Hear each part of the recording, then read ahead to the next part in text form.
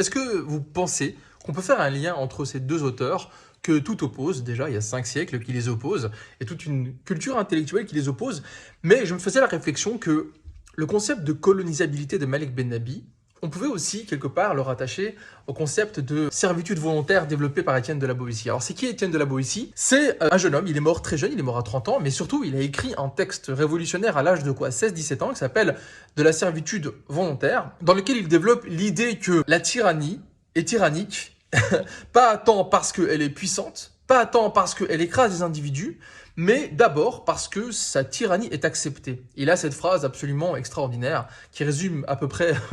l'étendue de son ouvrage, qui est « S'ils sont grands, c'est parce que nous sommes à genoux ». Donc si vous connaissez Malik Ben-Nabi, intellectuel algérien, et si vous connaissez son œuvre, je pense que vous aurez fait le lien, peut-être un petit peu audacieux que je fais, entre donc, la servitude volontaire et le principe de colonisabilité, puisque Malik Ben-Nabi le dit bien dans ses ouvrages, pour être colonisé, il faut être colonisable. Et donc,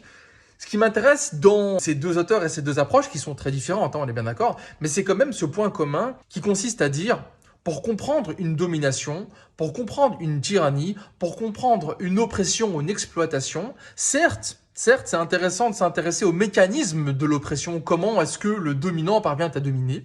mais il y a peut-être beaucoup de choses à faire, il y a peut-être encore mieux à faire dans la recherche des mécanismes sociaux et psychologiques qui font que le dominé, quelque part, persiste dans un état, dans une façon d'être, de penser ou de ne pas être, de ne pas penser, qui le maintient dans cette position de dominer, d'exploiter, de coloniser, etc. Je ne sais pas ce que vous en pensez.